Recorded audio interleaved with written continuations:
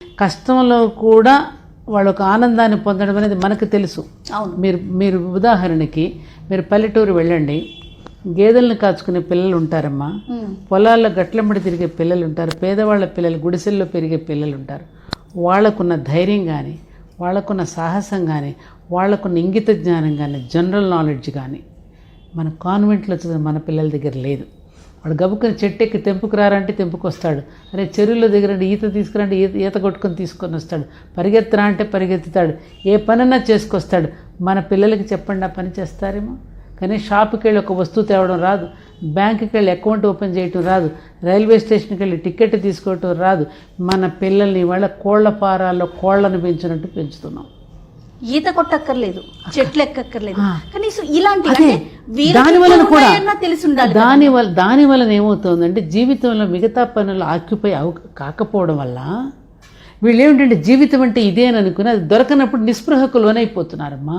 నిస్పృహలోపై ఆత్మహత్య వైపుకి వెళ్ళిపోతున్నారు. జీవితం అంటే ఇంకొకటి ఉన్నది, అందమైన జీవితం మరొకటి ఉన్నదనేది వాళ్ళకి ఎక్కడ పరిచయం చేస్తున్నాం మనం? బియ్యం ఎక్కడ దొరుకుతాయరా అంటే సూపర్ మార్కెట్ అంటున్నారు, కానీ వ్యవసాయదారుడు ఇంత కష్టపడితే భూమిని దున్నితే పంట పండిస్తే మన దాకా వస్తుందని మన పిల్లలకి ఎంతమందికి చెప్తున్నాం?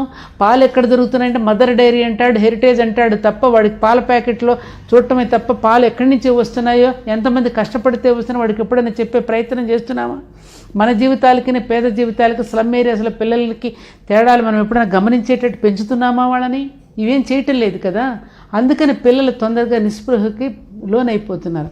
అబ్రహాం లింకను తన పిల్లవాడిని స్కూల్కి పంపిస్తూ ఒక లేఖ రాశాడు టీచర్కి, అమెరికన్ ప్రెసిడెంట్. ఉపాధ్యాయుడికి నమస్కారాలు, మా పిల్లవాడిని ఈ రోజున మీ స్కూల్కి పంపిస్తున్నా, మా పిల్లవాడి గారాబం చేయకండి, ప్రకృతి నుంచి పాఠాలు నేర్చుకునేటట్టుగా చేయండి, తప్పు చేయటానికి భయపడే స్వభావాన్ని వాడికి నేర్పించండి, కష్టాలను కూడా ఎదుర్కొనే ధైర్యాన్ని వాడికి ఇవ్వండి అని ఎన్నో విషయాలను ఆయన ఉత్తరం రాస్తూ, నేను నా పిల్లవాడు ఇలా కావాలనుకుంటున్నాను, నా ప్రయత్నం నేను చేస్తాను, మీ ప్రయత్నం మీరు చేయండి అని లేఖ రాశాడమ్మా. అది ఒక ప్రెసిడెంట్ అబ్బాయిని స్కూలుకు పంపిస్తూ. ఇవాళ మన పిల్లల్ని టీచర్ ఈ విధంగా ఉండాలని మనం అసలు పట్టించుకుంటున్నామా? వ్యాన్ రాగానే వాడిని ఎక్కిచ్చేయటం, వాడిని ఒక ఏటీఎంగా చూడటం, వాడు సంపాదించేవాడిలాగా ఒక అమెరికాని ఎక్కడికి డాలర్లు సంపాదించుకోవాలని, ఒక మంచి పౌరుడుగా కావాలని. అందుకని పిల్లలు కూడా పెళ్లి సంబంధాలు కుదిరేటప్పుడు ఏం కోరికలు కోరుతున్నారు, వాళ్ళ రెజ్యూమ్ ఇస్తూ వాళ్ళు ఏమని అడుగుతున్నారు, మ్యారేజ్ బ్యూరోస్ ఏమైనా అప్లికేషన్లు పెడుతున్నారో తెలుసామా మీకు? వాళ్ళు ఒక మంచి సుగుణవతి అయిన అమ్మాయి, ఒక గుణవతి అయినటువంటి అమ్మాయి కావాలని వాడు కోరుకోవడం లేదు. ఒక నన్ను రక్షించుకుంటూ నన్ను అర్థం చేసుకునేవాడు కావాలి, ఈ అమ్మాయి కోరుకోవట్లా. వీసా ఉందా, గ్రీన్ కార్డు ఉందా, ఏమ్మా ఇంత హైట్ ఉంటాడా, మహేష్ బాబులా ఉంటాడా, ఈ రకమైనటువంటి కోరికలతోనే వెళుతున్నారు తప్ప తన జీవితానికి ఏం కావాలి, ఎటువంటి వాడు కావాలి, ఎటువంటి సహచర్యం కావాలి, సహజీవనంలో ఉన్న మాధుర్యం ఏమిటో వాళ్ళకి అసలు తెలియడం లేదుగా. కాబట్టి అక్కడి నుంచే వస్తుంది తేడా. మన ఎడ్యుకేషన్ ఏదైతే ఉందో అమ్మా, ఏ ఫర్ యాపిల్ నుంచి స్టార్ట్ అవుతుంది, B for bread, C for cat, D for dog. మన ఎడ్యుకేషన్ అది కాదు కదా.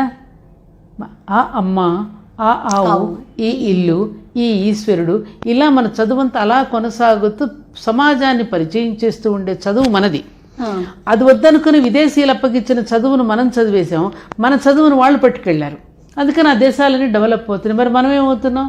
ఇది ఇంకా తెలియద్దా మనకి? మనం రాంగ్ పెంపకం మనం పెంచుతున్నాం. తర్వాత ఏడిస్తే ఏమిటి లాభం? ఓల్డేజ్ హోమ్లో పెట్టాక ఏడుస్తున్నావు, ఇంకోటి ఏదో వాడు చేయకూడని పని చేసి వాడు జైలుకి వెళ్తే అప్పుడు ఏడుస్తున్నావు, అప్పుడు ఏమిటి ఉపయోగం? కాబట్టి అది ముందు నుంచే మన శ్రద్ధ తీసుకోవాలి కదా. వాడి జీవలక్షణం ఏమిటో దానికి పదును పెట్టుకోవాలి కదా. వాడి జీవలక్షణం ఏంటో తెలుసుకోకుండా సమాజంలో డిమాండ్ వైపుకి పరిగెత్తిస్తున్నావు కదా. ఆ డిమాండ్ వైపుకి పరిగెత్తున్న వాడికి దేని మీద కమాండ్ ఉన్నది? వాడు ఏం కావాలని కోరుకుంటున్నాడు? ఎప్పుడన్నా తల్లి తండ్రి ఇద్దరు కూర్చొని మాట్లాడుతున్నారా వాడితో? వాళ్ళ సాఫ్ట్వేర్కి డిమాండ్ ఉందిరా, నువ్వు కంప్యూటర్ సైన్స్ తీసుకుంటే పెద్ద ఉద్యోగం వస్తుందని పంపిస్తున్నావు. వాడు నలిగిపోతున్నాడు, వాడికి అది ఇష్టం లేదు. వాడు ఒక సింగర్ కావాలనుకుంటున్నాడు, లేకపోతే ఒక సోల్జర్ కావాలనుకుంటున్నాడు. వాడి మనసును పట్టించుకోకుండా నువ్వు కావాలనుకున్నట్టుగా నీ కొడుకు తయారు కావాలని అనుకోవడం తప్పు. ఎవరికి వాళ్ళే యూనిక్, ఎవరి స్వభావం వాళ్ళదే, ఎవరి వెంట్రుక వాళ్ళదే, ఎవరి స్వభావం వాళ్ళదే, ఎవరి గోరు వాళ్ళదే, ఎవరి వేలిముద్ర వాళ్ళదే, ఎవరి శరీరం వాళ్ళదే యూనిక్ క్రియేట్ చేశాడు భగవంతుడు. ఎవరికి ఎవరు ప్రత్యామ్నాయం కాదు. సో తల్లిదండ్రుల్లోనే మార్పు రావాలంటారు. అసలు రావాల్సిన తల్లిదండ్రులమ్మ, బిడ్డలది కాదమ్మా తప్పు. తల్లిదండ్రులమే తప్పు చేస్తున్నాం. అసలు వాడికి ఇంగ్లీష్ కాన్వెంట్, ఏ కాన్వెంట్లో ఎక్కువ డబ్బు ఎక్కడ తీసుకుంటారో అక్కడికి పంపిస్తున్నాం, ఏసీ రూముల్లో చదువు తెప్పిస్తున్నాం, వాడికి కష్టం సుఖం లేకుండా పెంచుతున్నాం. జీవితానికి జీవనానికి వాడికి తేడా తెలియదు, చదువుకి వివేకానికి తేడా తెలియదు. కాబట్టే చదువుకున్న వాళ్ళే నేరాలు చేస్తున్నారు. ఏసీపీ దాడులన్నీ ఎవరిళ్ళ మీద జరుగుతున్నాయమ్మా ఇవాళ? ఎవరిళ్ళ మీద జరుగుతున్నాయి? చదువుకున్న వాళ్ళ మీద కాదా? కలెక్టర్లు, ఆఫీసర్లు, పెద్ద పెద్దవాళ్ళు వీళ్ళ మీద జరుగుతున్నాయి, కూలి వాళ్ళ మీద కాదు కదా. మరి ఇదంతా దేనివల్ల వస్తుంది? ఏది చదువు? ఏ చదువు నేర్పిస్తున్నాం మన పిల్లలకి? ఏది విద్య?